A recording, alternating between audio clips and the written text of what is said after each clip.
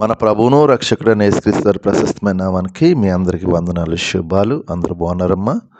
దేవాదేవుడు మరొక నూతన దినం దయచేసిన దేవాదినికి వందనాలు చెల్లించుకుంటూ ఈ దినపు వాగ్దానం ధ్యానించుకుని ప్రార్థన చేసుకుని మన పనులు ప్రారంభించుకుందాం. ఈ దినపు వాగ్దానం, జగట గల దొంగ ఊబి నుండి ఆయన నన్ను పైకెత్తును. కీర్తన గ్రంథం 40 మాట్లాడండి. జిగటగల దొంగూబి తెలుసు కదా, అడవుల్లో ఉంటుంది. అది పైకి ఏమి కనపడదు, దిగి కొద్ది లోతుకి వెళ్ళిపోతుంది. అంటే పాపమని ఊబిలో దిగిపోయినప్పుడు ఆయన మన పైకి ఎక్కుతాడంట. మన పాదాలను బండ మీద స్థిరపరిచి, బండ మీద నిలిపి అడుగులు స్థిరపరచాడంట. మన దేవుడు ఎవరైతే సమస్యల నుంచి ఇరుక్కుపోయినారో, ఇరుకులు మా పని అయిపోయిందిలే, మా బ్రతికి ఇంతేలే, ఇంకా నా జీవితం మారదన్న వ్యక్తికి దేవుడు అంటే పైకి లేపి నీ అడుగులను స్థిరపరిచి నిన్ను బండ మీద నిలుపుతాడంటే ఒక ఉన్నతమైన స్థితిలో నిలబెడుతున్నాడు దేవాదేవుడు.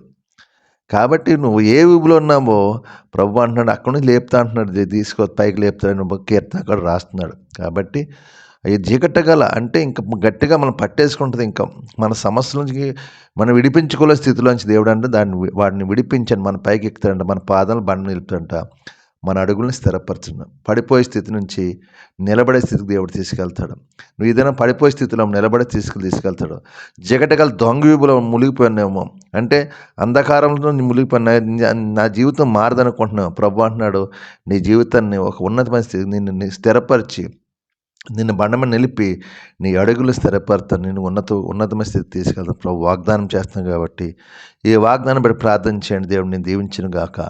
ఆ దొంగ విపుడు నేను తప్పించి నేను పైకెత్తును గాక. నీ పాదములను బండ మీద నిలిపి నీ అడుగులను స్థిరపరిచే కృప దేవుడు దయచేయను గాక. ఈ వాగ్దానం బట్టి ప్రార్థన చేయండి. దేవుడు నిన్ను నీ కుటుంబాన్ని దేవుడు దీవించి ఆశ్రయించను గాక.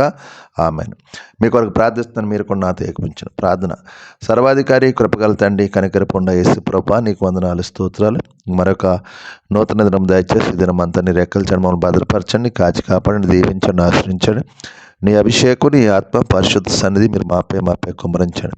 మిమ్మల్ని మహింపరచుకోమని అడుగుతున్నాను తండ్రి. నీకు స్తోత్రం. ఈ దినం చేసే పనంతా దేవునికరంగా ఆశమలచండి. యజమానుల ద్వారా, తోటి పనివారి ద్వారా, ఏకిడి జర అందరూ సమాధానపరచండి. బలహీనంగా బిడ్డలు ముట్టండి, స్వస్థపరచండి. హాస్పిటల్ ఐసీలు బిడ్డ ముట్టండి, స్వస్థపరచండి. కుటుంబ సమస్యలు బాధపడుతున్న బిడ్డలు దయచండి. అప్పులు బంధకాల నుంచి విడిపించండి. తాగుడు వ్యసనాలు దొరపరచండి. అయ్యా, ఎటువంటి వైరస్ లేబిడ సోకకుండా సహాయించండి. జగటగల దొంగబులు మమ్మల్ని పైకి లేపి నా పాదములు స్థిరపరిచి కృప చూపి దీవించమని, మిమ్మల్ని మహింపరచం కనపరచుకోమని, మీకే మహిమా ఘనత ప్రభావం పొందుకోమని యేసు పరిశుద్ధ నామమున అడుగుతున్నాను తండ్రి. ఆమెన్. దేవుడు మిమ్మల్ని కుటుంబాలు బహుగా దీవించి ఆశ్రయించును గాక. ఆమెన్. దేవునికి మహిమ కలుగును గాక.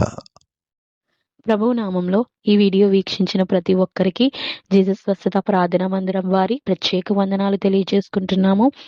మరి ఇంకెన్నో సందేశాలు, వీడియోలు, సంఘ కార్యక్రమాలు మీకు అందుబాటులోకి రావడానికి పక్కనే ఉన్న సబ్స్క్రైబ్ బటన్ని ప్రెస్ చేసి బెల్ ఐకాన్ని కూడా ప్రెస్ చేయాల్సిందిగా కోరుకుంటున్నామండి.